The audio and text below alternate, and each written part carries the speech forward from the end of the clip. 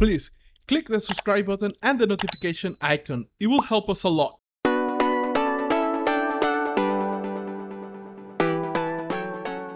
I think for me, it's either like when I feel like I have all this stuff going on, I'll just go out in nature and I'll just paint a little bit. And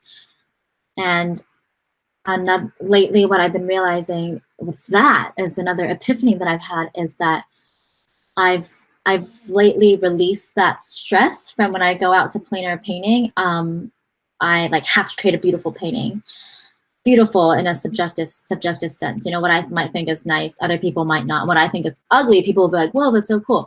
But as in like a perfect, a academically nice painting. And lately I've been just, painting mainly to take color notes or to really just kind of release that inner turmoil that I have, put it on a piece of painting, and whatever translates from here to there, even if it's what I was aiming for in my head, even if it didn't come out, I'm still okay with it. And so reaching that has been really helpful. So sometimes I'll go out and paint and I'll relieve, and just for painting, it's not like, oh, I have to like paint something beautiful. Or sometimes I'm like, oh, I have to paint something to post because I haven't posted in a while. That is totally the wrong mindset anyone can have. And when I think like that, it's just wrong. And sometimes it's hard to because you're always surrounded by social media, like, oh my God, I need to keep up with my social media posts and like blah, blah, blah. Oh, I hate that. I wish I could just fall off the world and never have to post anything. But unfortunately, that's also part of being an independent artist, is to keep up that social media repertoire shit. Yeah,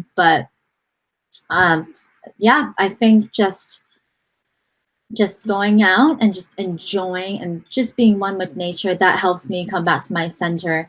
Even if I do a good painting or not, I come back and I feel more calm. And sometimes, like yesterday, I wasn't feeling so well. I was feeling I think I had some tension in my chest. So I think that was some stress. So I just did things that were not related to art. I finished the book, the E-Myth book. I watched a rock climbing documentary, but I didn't do much painting. And sometimes you have to do things that aren't related to painting at all, and that will give you new insight to painting. And it's really cool. But I found that more and more that actually does happen. Like things like, you're hanging out with friends and you're like, oh, talking to you just, gave me a new idea. Or like, you're eating, you're like, huh, I just had a really, like, simple things. Like, huh, you don't always just try to drown yourself in art. Try to surround yourself with balanced other things. Reading is really important. Like, watching informational documentaries, watching podcasts, I don't know. It's hard for me because I always just want to paint. I always just like, when I feel guilty, I can't even give myself breaks because I feel guilty when I don't paint.